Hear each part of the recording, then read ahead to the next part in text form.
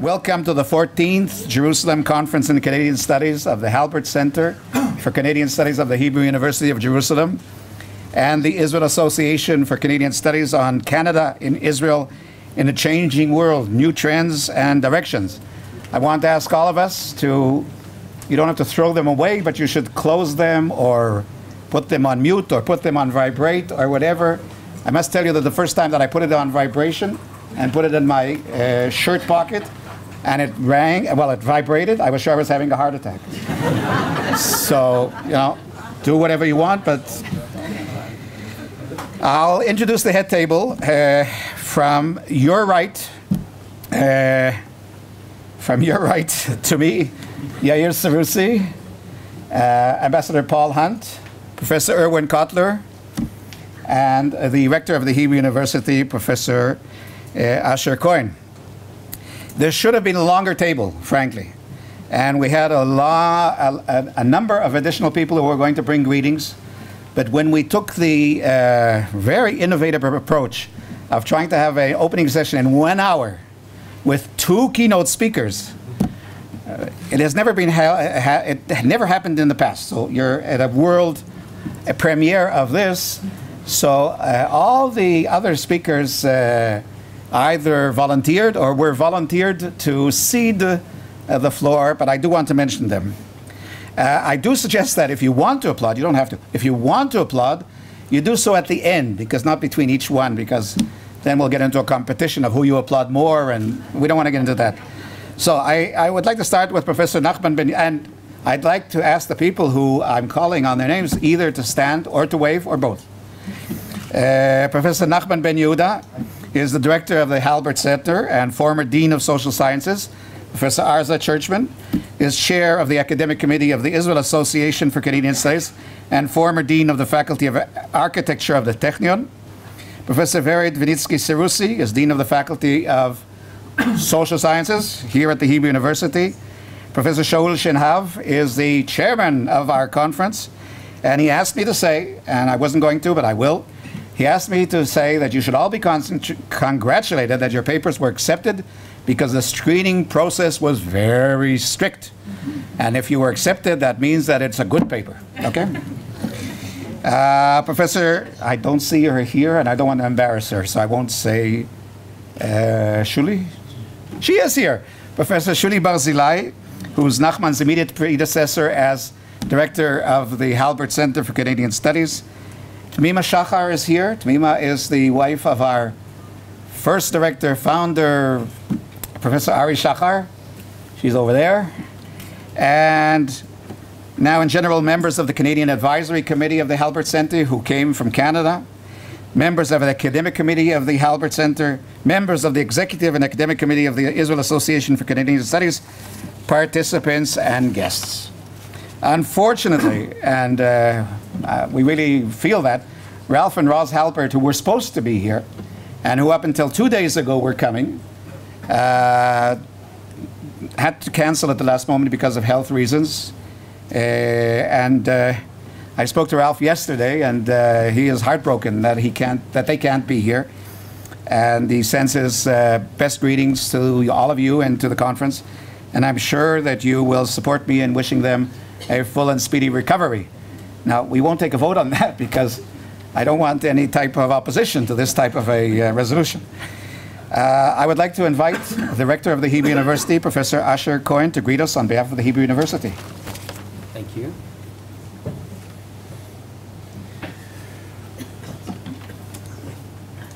It's a pleasure to be here.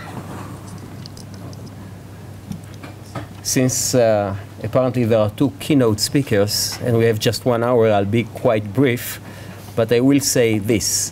I'm a rector of the Hebrew University for a relatively short time, about 6 months.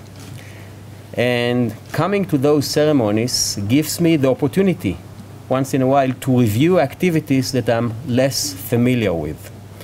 And I was really pleased to come here because through that I looked at the activities of the Halbert Center for Canadian Studies, and it was really very nice, Nachman. Really, good job for you and for your predecessors. It's 2 committees that are involved in I will not go into the committees, but I'll just say that I really appreciate the activity of the center. And I'm happy to welcome you here for this particular conference in a long series of conferences over the years that were organized by this center.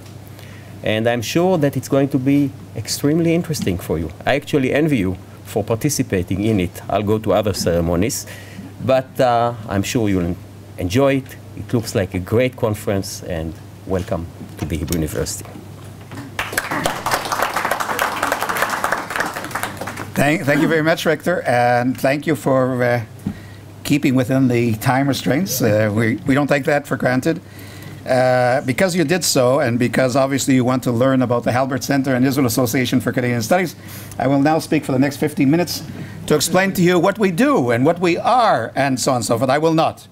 I will just say that we are partners in excellence, the Halbert Center and the Israel Association for Canadian Studies, in promoting, extending, and intensifying Canadian studies in Israel.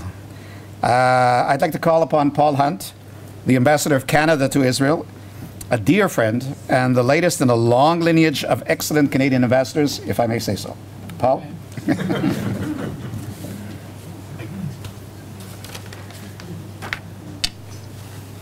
Shalom, Erev Tov Lekulam. Bonsoir, mesdames et messieurs. C'est vraiment un plaisir d'être parmi vous ce soir. Danny, thank you very much for the brief introduction. And I will get rid of 50% of my notes. How's that?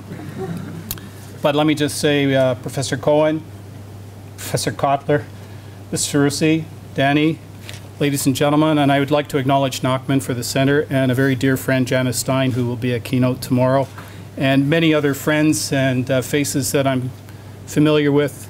Thank you very much for the invitation to join you this evening. I'm delighted to be here to help open this 14th Jerusalem Conference in Canadian Studies.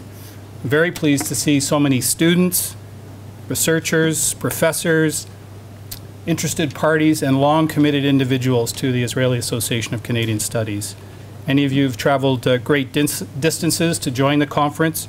Welcome, and no matter where you come from, your common interest in and passion for Canada means that your time here will be well spent. Organizing such a conference is no small feat. The success of this event is due to the hard work and dedication of a small group of Israeli Canadianists who volunteer their time and energy to further the study of Canada in Israel. Thank each and every one of you for all of your efforts. As the title of this conference suggests, there are many new trends and directions at play in this changing world. And in this context, I want to commend the association for its sound investments and forward thinking, which has enabled it to position itself as an important independent actor in the realm of Canadian studies. I'd like to encourage the association to maintain its role at the cutting edge in animating interest in Canada and promoting the Canada-Israel relationship, which has never been stronger. As you know, Israel has no better friend in the world today than Canada. We support those who share our values, which means we stand shoulder to shoulder with Israel on the world stage. And we appreciate the efforts of this association in promoting the Canada-Israel relationship. And I would like to say that Mr. and Mrs. Halbert deserve to be thanked for, in 1977, establishing the Halbert Center for Canadian Studies here at the Hebrew University. I was looking forward to making their acquaintance because I've not yet had the chance to meet them. And the Halbert Center has also been an important partner of the association since 1985. Thank you to the Halbert Center for co-hosting this conference, and thank you to the Hebrew University, a place where I feel very welcome and a member of the family. I wish you all a very productive conference.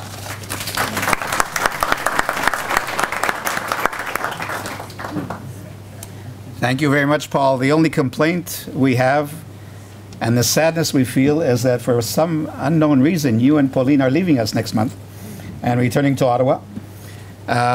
We're still thinking of ways of holding you up at the frontier, you know. But really, we are so fortunate in having Canada as our friend, as we all know, and the ambassador and his lovely wife as our personal friends. Our first speaker today, until now it has not been speakers. It's been greeters or promoters or whatever. But our first speaker today is Yair Seroussi, who has a most impressive CV. and I have it here, and which if I would read out to you, would not leave him any time to speak. So I will just say that he is chairman of Bank Hapoalim, which is, I believe, Israel's largest bank. He was a senior official in the Ministry of Finance before moving over to the business and finance arena. For us, of most relevance is that he's a graduate of the Hebrew University and a member of its Board of Governors. And I would think that this is probably the only place, Yair, where you'll be introduced as the husband of Vered Vinitsky Seroussi. Yair, bevakasha.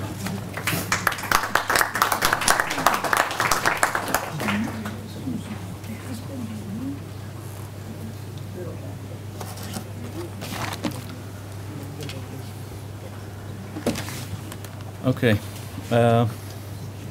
Distinguished guest, Ambassador of Canada, which I meet regularly these days, ladies and gentlemen, Canadians and Israelis.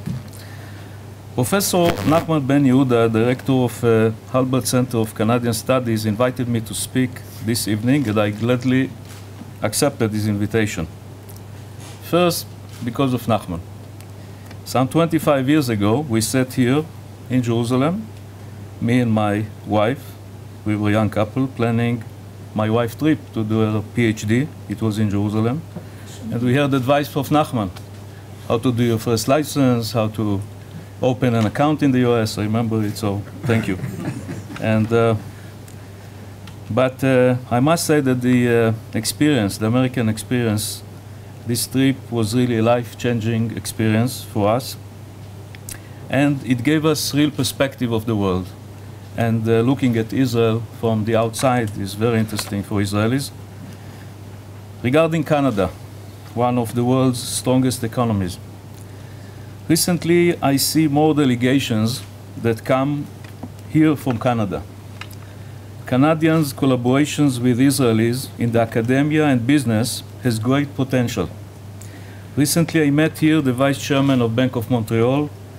2 weeks ago, I met here the Minister of Mining and Energy, and so on and on. So the list is long. And I think that this is, there is a lot that we can learn from you and from your social behavior. I think that there is a lot we can learn. And it is encouraging to see that Canada and Israel ties are strengthening. I want to speak about Israel in the context of global economic trends. And first, I want you all to remember, because sometimes we are all depressed in Israel, you know, the mood is changing from up, down. Remember the good news first. The good news is that the world economy grows 3 to 4%, even today. The bad news is that in some parts of the world, growth is anemic. Growth is minimal. And sometimes it's not enough to the needs. In 2008, we faced the world's worst financial crisis in decades, and we still live its implications. The crisis divided the world into two groups of countries. Those that were hurt, and those that were lucky to stay out of the main problem. Canada and Israel were mainly out of the storm. They were lucky. But both struggle these days with slow growth. This is the issue now in these two places. Interest rate in the world. I want to go into a little bit into the interest rate environment. Post-financial crisis that we have in recent years, the lowest interest rate environment in decades. Just to give you some numbers. In the US, the interest rate is 0.25%. In Japan, it is 0.1%. In Germany, 0.5%. In Canada, about 1%. In Israel, 1.5%. But in India, 7.25%. In China, 6%. And I'll go into this later.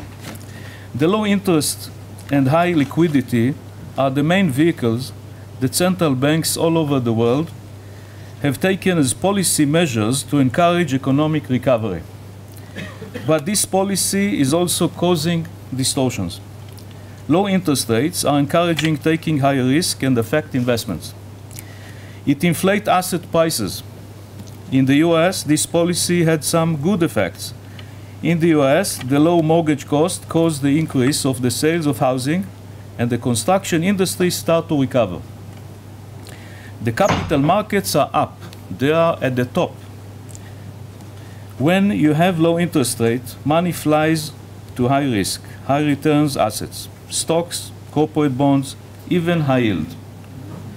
Oh, now you hear?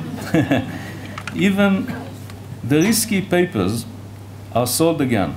The spreads are very small. This is the search for yield, for return. Investors are looking for return. Therefore, risk is going up. From the other hand, pension funds are suffering. They are losing these days big time. In such interest rate environment, their deficit is going to frightening levels all over the world, not only here. The crisis left us with high debt levels.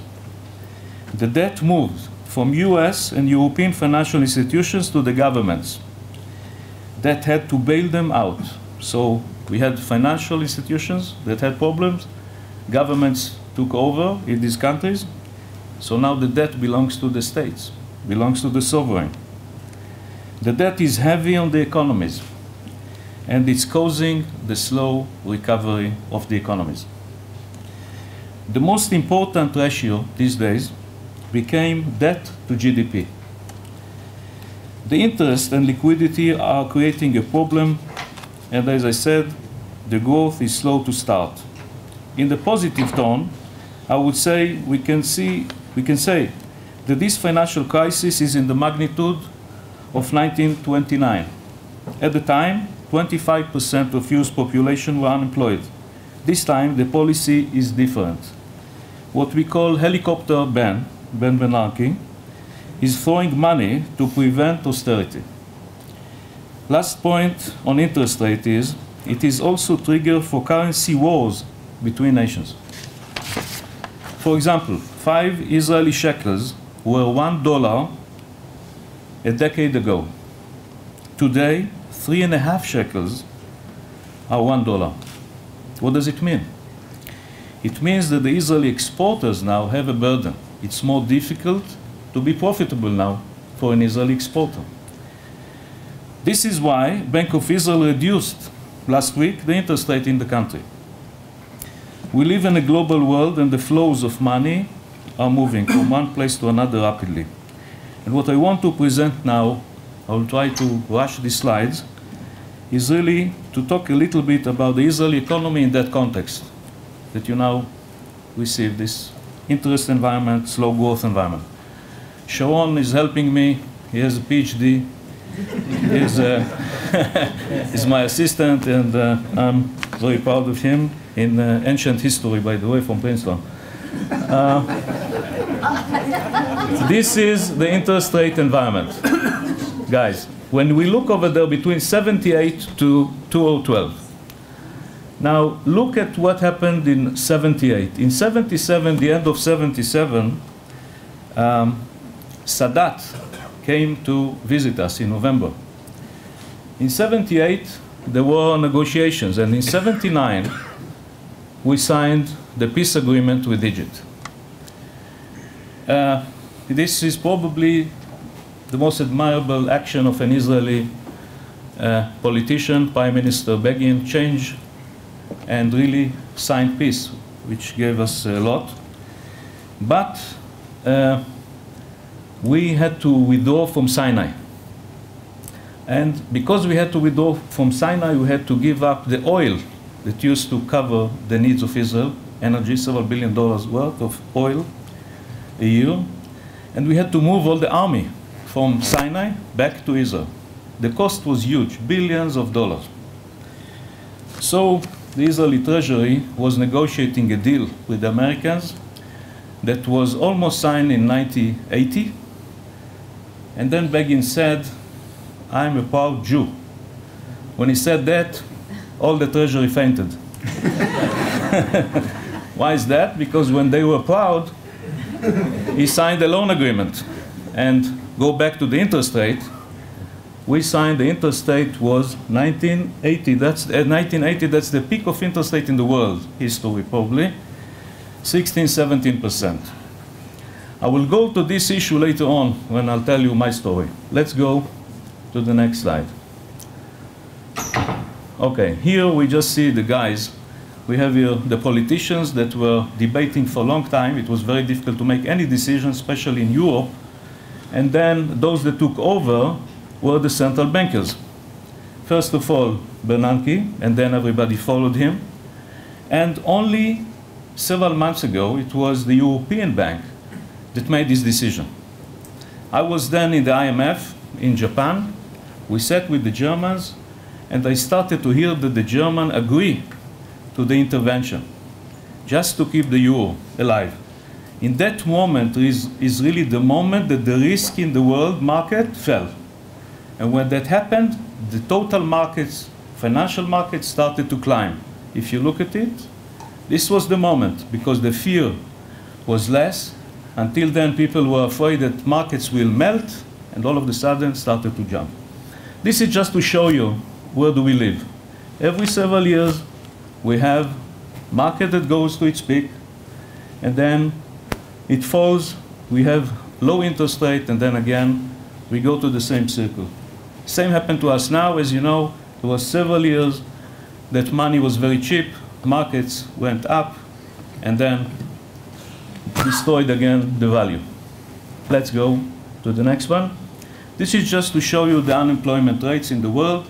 The world is divided, but all over, most of the world, high employment went up with the crisis. We see here in these countries that we have chosen that Israel is relatively in good position these days, 6.5%. When you look to the right, of course, Spain is the worst these days, 26%. When you go to the youth in Spain, as you know, it's over 50%. So really, the worst probably country in Europe is Spain these days. And in between, we see different countries. And in the US, we see that unemployment starts to decline these days, finally. This is another one that just show you that what we have here is really income. The distribution of income that is really is distorting again, going down in the last several years. This is part of what we hear all the time, inequality, a problem of inequality. What I want to do is just to mention some of the issues that now the world, including this country, deal with. And this is what we are facing in different places in the world. These are the demonstrations, the protests. We see here, from one hand, the Spanish, then we see the Americans.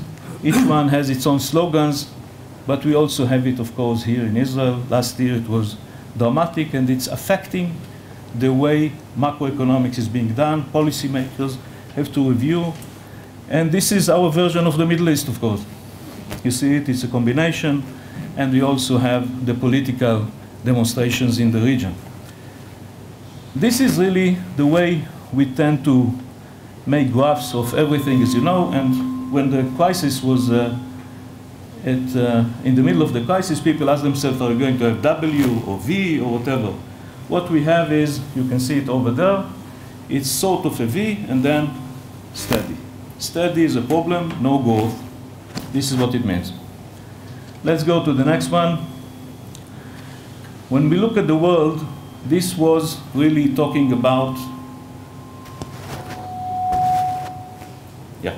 this was really talking about the defensive side, but we also have, but we also have some growth potential that I want to mention, or some dramatic change that is happening in our world, and it's a potential of growth for some countries. One is really the emerging market revolution. I don't have to say much about it, but we know about China and Brazil and India. And the other one, by the way, India. 2 years ago in IMF again, in Washington, I met the chairman of the Bank of India. That's the biggest bank of India, in India. And I told him very proudly that in our plan, we are opening 25 new branches in Israel. And total, we are the biggest. We have 300 branches. He smiled. He looked at me and said, we have 15,000, we open 600 a year. So you get some proportion. And so this is about emerging markets potential. And the other one is technology. And within technology, there are two things of interest. One is the mobile internet. This is changing everything we do, including the models of business. And the other thing is really the networks, the social networks. So both of them are affecting not only studies and not only society in general, but it changing everything we do and our financial models as well. And we are preparing going forward to this world. Israel is really, for a long time, is between emerging and developed. For a long time, we were in between, and until a year ago, we were considered to be developed. But they never knew how to measure us. We were always in between in terms of growth. From the other hand, education was higher, and so on and on. So we fell in between. We were also lower in income. I want to focus on two things, stability and growth in the Israeli case. Go to the next one. This is, again, the growth that you see. Also, Israel now the same as the world. Let's go to the next one. And this one is, I think, very interesting. Look to the left. Left is debt to GDP. It shows you how we, for over 20 years, were able to reduce the debt of Israel compared to the size of the economy. You remember what I told you before about Begin. I found myself in 87 going to the States. In 88, I was appointed to be head of the Israeli Ministry of Finance in the US. And the first deal that we do is the refinancing of the Begin loan at the time. This 17%. And when we are in the middle of this transaction, going to do the first deal, tranche of 2 billion or so, I'm getting a call from Standard & Poor's. Standard & Poor's is the rating agency, and they say, we want to publish your rating. We are scared. We never wanted a rating for Israel. We know that we have many issues. So I called the bankers that we had, and I asked them, what should we do? They said, first of all, pay. Whatever is the fee for S&P, pay. So I paid. $250 at the time, $1,000. Good business. So we pay them, and then we can speak to them. We speak to them, and we say, listen, we're in the middle of a transaction, please delay. So they postponed it a little bit, and they do start to work on the rating. Nobody in Israel knows what is rating. Nobody knows what it is. I found myself alone writing a paper with a guy from a company that disappeared called Solomon Brothers. By the way, all the bankers that were there working with us, one was Lehman, the other one was Bear Stearns, the third was Solomon. All gone. But if I continue with this, we go to this transaction, and we write the paper, and the main issue really that I remember is that, as you know, always you need a benchmark in financial markets. So they choose, for Israel, 3 benchmarks. And this will explain to you why everybody thinks that we did great recently. One country was Portugal. The other country was Ireland. And the third one was the best, Greece. So, of course, we did very well. Now, when I look here to the right about what happened to the debt, public debt of different countries, you see that Israel was able to reduce its debt to GDP, while from the crisis, we start to see US and Canada debt to GDP climbing. What is the problem today in the Israeli business and discussion about budget, whoever is aware of it? First time, after many years and a lot of discipline, we might go up this year in the ratio of debt to GDP. And whoever like me was in the treasury of Israel in the worst times of the 80s is very worried, losing this trend. This was really what was helping Israel all the time to improve. Very tough, long time, no shortcuts, reducing your debt to GDP. Now, what is also good about this economy here? Consumer confidence was stable all this period of time. Go to the next one. And this is even more important, sound savings. Savings in Israel usually about 15 to 20%. Look at the US, you go to 0, minus, and so on and on. This is really, some of the things that help us is really the Israeli, I would say, citizen, the habits of the Israelis. We'll go from there. Okay, this is just about the deficit I was talking about. The problem today is that they published that we will have 4%, but we probably will have this year a lot more. Next one. This is unemployment. Also in unemployment, we went to a peak in 2009, almost 10%, and then you see that it was declining again, and now we are back to about 6.5%. And this is really the main issue that we need to control all the time, probably the most important. Inflation is not an issue anymore, not in Israel, not in most of the world, under this environment of depressed markets. And recently, or last year, we were received to some clubs, including the OECD. MSCI moved us from one place to another. We moved from emerging, that's an index, we moved from that index to the developed countries. Bank of Israel is always there, with Stanley Fischer keeping an eye about us, and he's going to leave by the end of this month, which is very unfortunate for the stability and for, I would say, the system here, but I hope it will continue in the same, at least in the same way that it is working until now. You see here the growth. In Israel, the growth in recent years was most of the time between 4 to 5%. Only we had a drop in 2009. Everybody else had the same issues in the world. Many countries went to minus. Israel continued to grow even in 2009. But then the problem of today is really that we start to see a decline in the growth. The growth is really expected to be this year about 3%. I'm talking about 13. And we are worried because we think this country needs more than that. And the 3% also includes the gas findings and so on. So that's an issue. Go to the next one, exports. Exports are moving.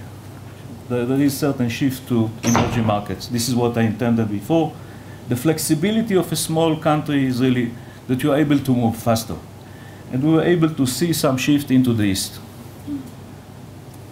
And this is Golda Meir. I thought to bring her here because she was the first to go to Africa at the time. And Africa is also an interesting place for Israelis. And as I said, we are between emerging market and developed. One of the advantages that we can have, I will not explore this, but I will just say, is really developing markets, going to developing markets, going to do more in India, in China, in Africa. That is something that the Israelis knew how to do in the 50s and the 60s. And I see now that the memory is back in water, in solar energy, and so on. Let's go to, this is another one, the same, regarding, this is the gas.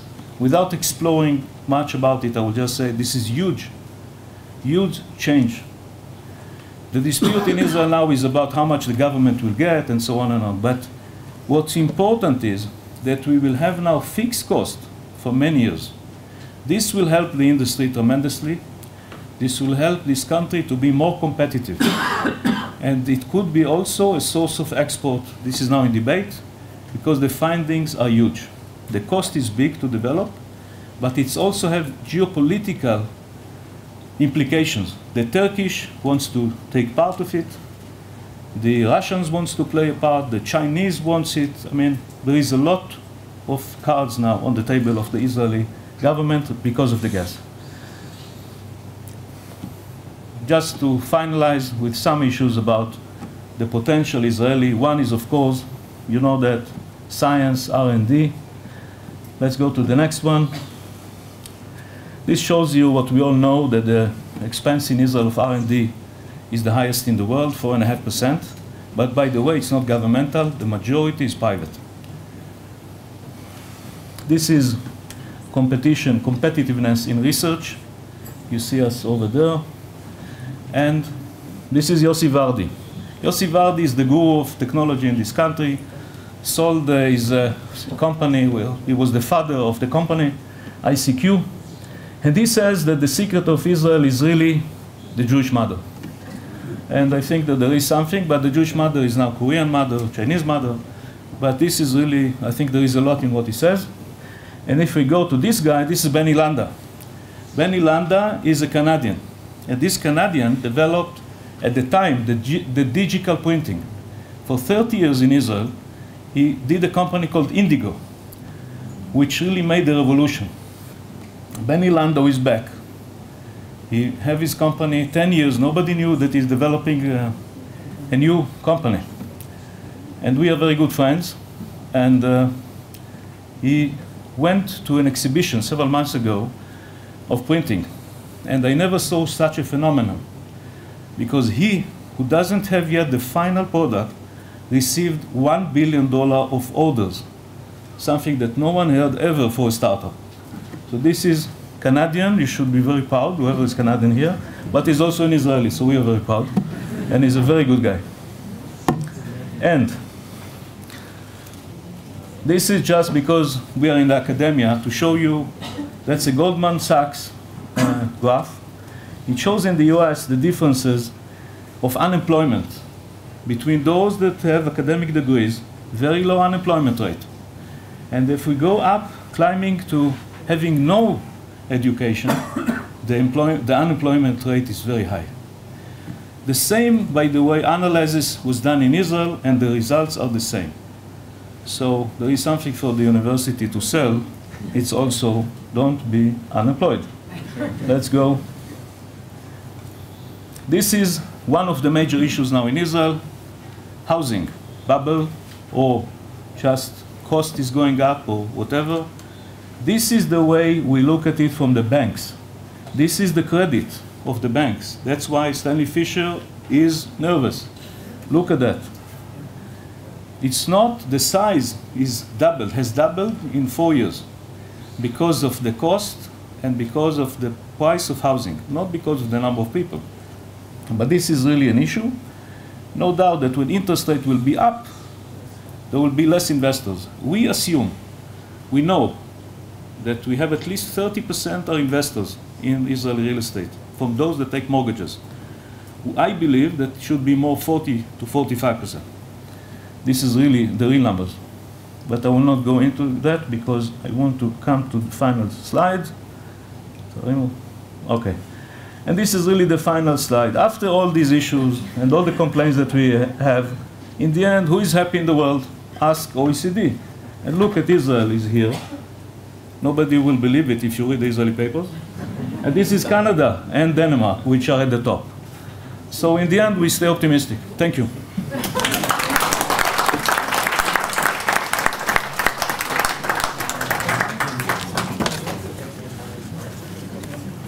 Thank you very much, Yair. I will not comment on the optimism. Last but certainly not least, the Honorable Irwin Cotler, Professor Emeritus of Law from McGill, a frequent visiting professor here at the Hebrew University, member of the Federal Parliament of Canada, former Canadian Minister of Justice and Attorney General, and champion par excellence of human rights and liberties, and a close friend of ours. Irwin?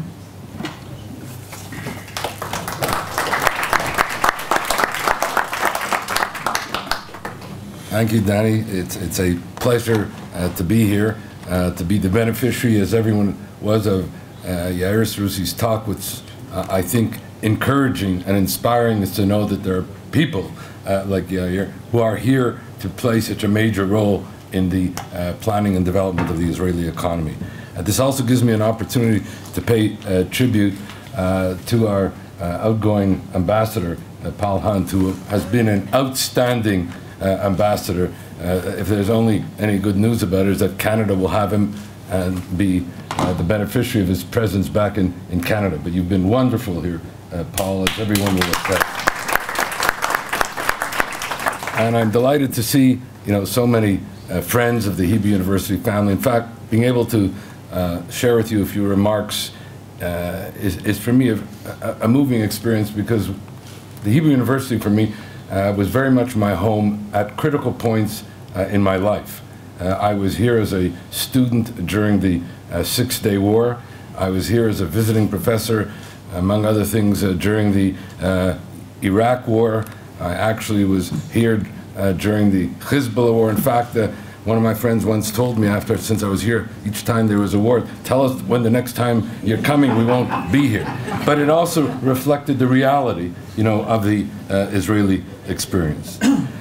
In speaking on the issue of Canadian foreign policy in the Middle East, I noted that yesterday, the Times of Israel had a major article on the question of Canadian foreign policy, as if it was timed for this conference. And in it was the refrain to the effect that the Harper government is Israel's best friend, maybe even Israel's best friend ever. And that was almost the title of the article, though it did have a question mark, will this be always? Meaning there might be another government. But the point was that it reflected for me what I hear very often when I'm in Israel. When I speak with Israelis, they speak very glowingly about the Harper government policy. And back in Canada, so do Canadian Jews. In fact, if you look at it from an empirical point of view, in the last election, 2011, for the first time in Canadian political history, the Conservatives won a majority of the Jewish vote. In fact, they also won a majority of the Jewish vote in my riding, which means I almost lost, since I have 40% of my riding are Jews, a certain anomalous situation in Quebec. But it does give you a sense of the manner in which the refrain that Harper government is Israel's best friend resonates in Israel, resonates in Canada. I used to take, my wife is here and she knows, in the campaign, I used to sometimes make the following statement, and I'll just quote it to you, which goes as follows. When Israel's right to exist is threatened, it is an attack on the values of every democracy. In this way, Israel's fight for existence is our fight. Her struggle for peace and security is our struggle. Her fight for justice is our fight. When I said this once, somebody said to me, why can't a liberal say that? And I said, that was one of the first speeches given by Stéphane Dion when he became the leader of the Liberal Party in 2011. So what I'd like to do now is really two things. One, summarize for you, which is the title of the foundational principles of Canadian foreign policy in the Middle East. I just want to state parenthetically that each of these principles were developed over time by successive governments. They have admittedly been enhanced by the Conservative government, but all these were present before the Harper government came to power. That's the first point. The second issue that I want to do is to ask the question, if these principles of Canadian foreign policy actually preceded the Harper government, why is it that the Harper government is seen as being the best friend of Israel, and in fact the Liberals and others are even marginalized in terms of any appreciation of their relationship to support for Israel? So let me go very quickly through the principles, because you know these principles, they need no elaboration. I'm almost only going to enumerate them. But these constitute sort of the 10 core principles developed over time. The first is, and I'm quoting from successive prime ministers,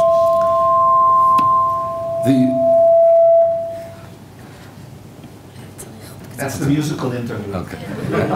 That the cornerstone of Canadian foreign policy in the Middle East is support for the security, legitimacy, and well-being of Israel. Maybe we can turn it off. I can speak without it, actually. Okay. And any denial or impugning of Israel's legitimacy or security and well-being constitutes a frontal attack on this core principle. To quote Stéphane Dion and then Paul Martin again, because one of the things the Liberals were accused of was of being even-handed and not taking sides. And the quote was, even-handedness between a cornerstone principle of our Canadian foreign policy, which I've just enunciated, and those who assault it is not a policy option. The second principle, the Palestinians are a people that they have a right to self-determination, including a right to an independent democratic state, and this of course finds expression in the two states for two peoples approach to the conflict. Principle number two. Principle number three, we've sometimes forgotten about it, but reaffirmed over time, UN Security Council resolutions 242 and 338 as a basic framework for conflict resolution in the Middle East, which, among other things, speak to each state in the Middle East having the right to live in peace and security, free from any threats or acts of force. The fourth principle is that terrorism from whatever quarter, for whatever purpose, is unacceptable. Canadian policy in giving expression to this principle listed both Hamas and Hezbollah as terrorist organizations in 2002. I mention this because, again, during the campaign, the Conservatives affirmed that we had not, in fact, supported that, when in fact, and I mention this again only parenthetically, the Liberals listed them, the Conservatives continued that policy. There was no difference on that issue.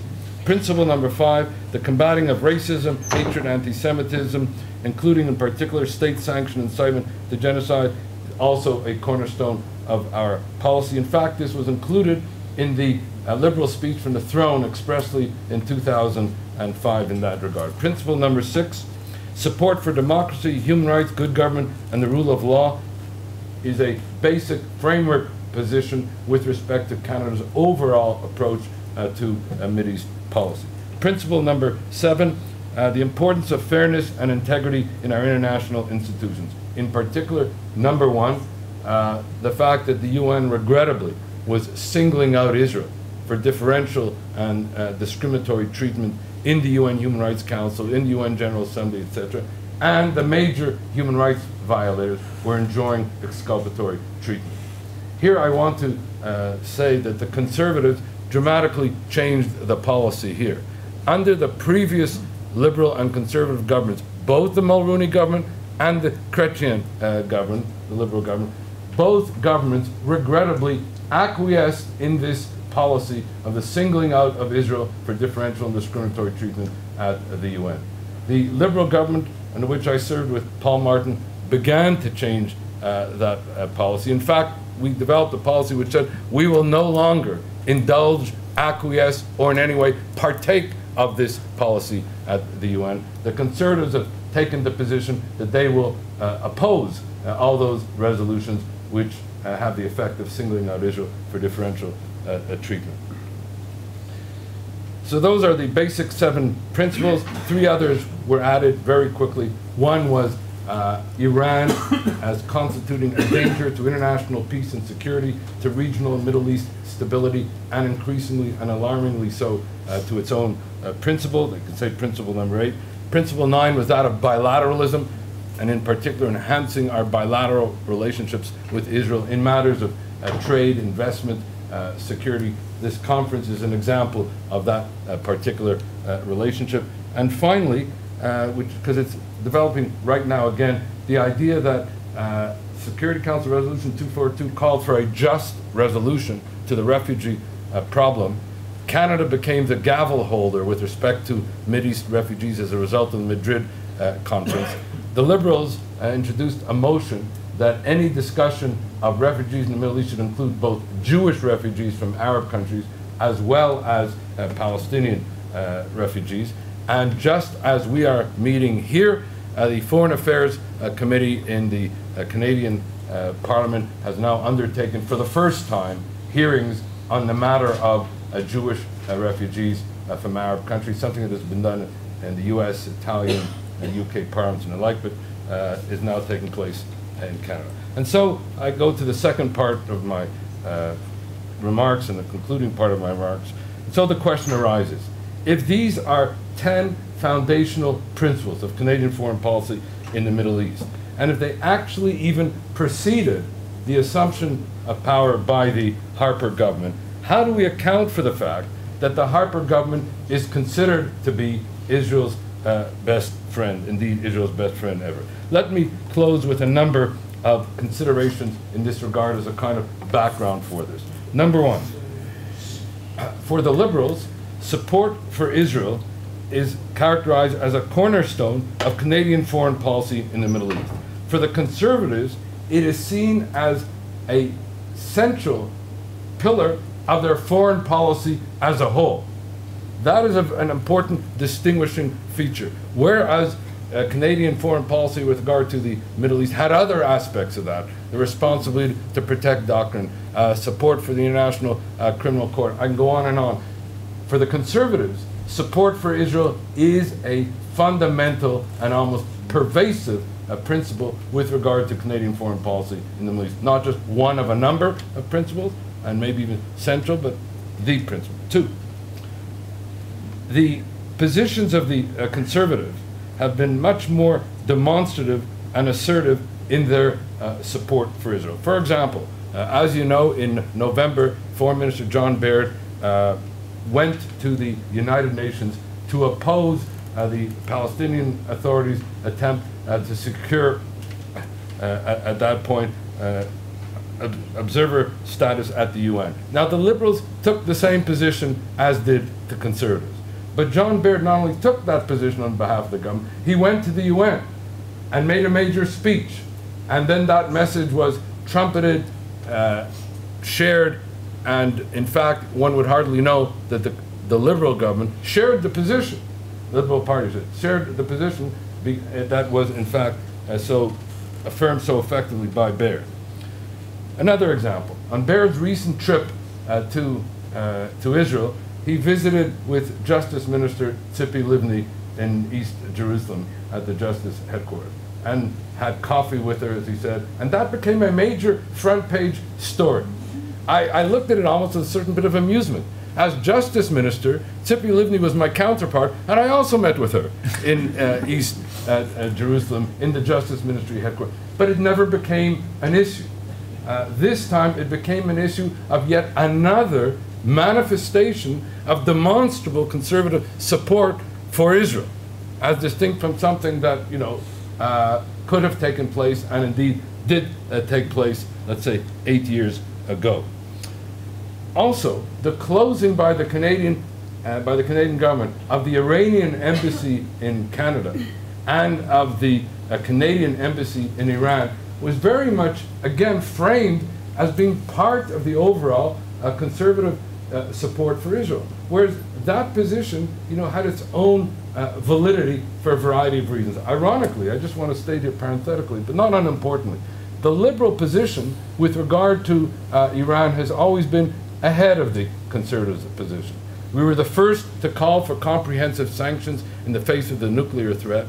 We were the first to call, and to continue to call, for the invocation of mandated legal remedies under the Genocide Convention to hold the Iranian leadership to account for its state-sanctioned incitement to genocide, something that is yet to be done. We were the first to call for the Iranian Revolutionary Guard Corps to be put on the terrorist list, and finally, recently, the Al-Quds part was put on the terrorist list. And we were the first to lead with regard to human rights sanctions that call for comprehensive. I mentioned this not to state anything in any self-serving way. Conservatives have taken, the point here is the Conservatives have taken strong positions. My point is that when they closed the embassy in Iran, the Iranian embassy in Canada and the Canadians, that overshadowed every other policy initiative to which I've been referring that has important policy consequences. But that dramatic declaratory act gave it the appearance that this was yet another manifestation of pro-Israeli policy, when in fact the reason to do all the other four things I mentioned are in the interest of international peace and security, etc., etc. Just a few more quick examples and I'll close. The Harper government has claimed that they bear the scars, to use Prime Minister Harper's words, for Canada not becoming a member of the UN Security Council, and that they did not become a member, Canada did not, because of its policy in the Middle East. And here I have to differ.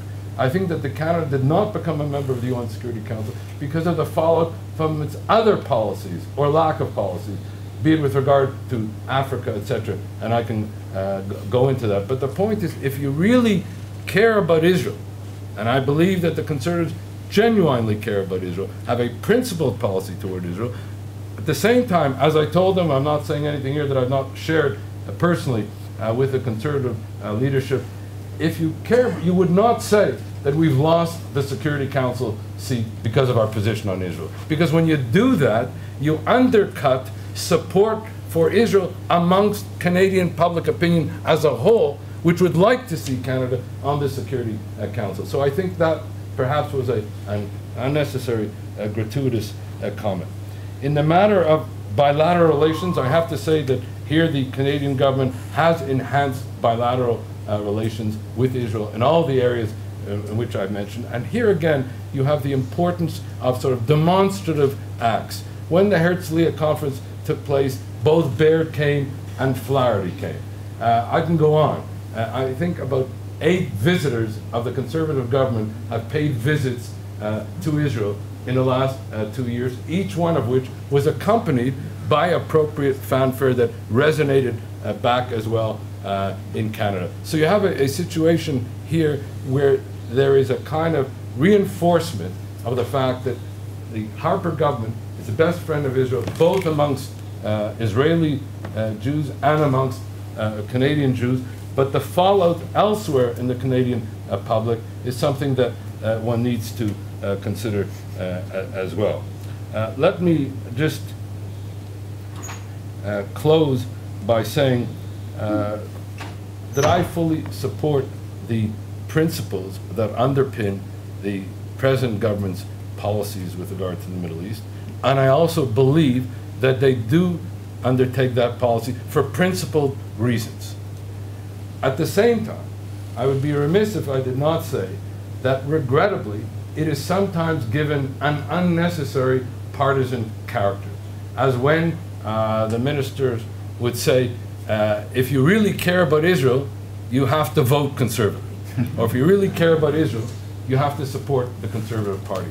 That regrettably has as an inadvertent fallout something which in fact may undercut support for Israel amongst the general Canadian population. Again, I've conveyed that view to the Canadian government, who, as I said, I support their position on principle, and I believe they take that position as a matter of principle, but I think they sometimes just can't resist that foray into partisanship, which all governments and parties do, but it doesn't necessarily help the case. May I close with a statement that was made by Stéphane Dion, with whom I began, and that closes my remarks and my theme for the evening. This is how he ended his speech at that time in 2007, shortly after becoming head of the Liberal Party. He said as follows: "Supporting the right of Israel to exist in a secure and peaceful Middle East is an entrenched policy of my party. But fundamentally, it is not a partisan cause. It is not, and it must never be. It is a Canadian cause. It is a common cause of every democracy. It is a common cause of all of us." Thank you.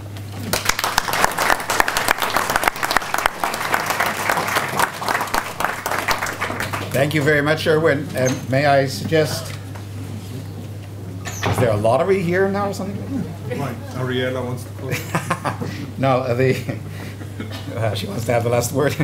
I want to thank you, Irwin, for your talk. May I suggest that perhaps the current government has a better PR than the previous Liberal Party had? I agree with that completely.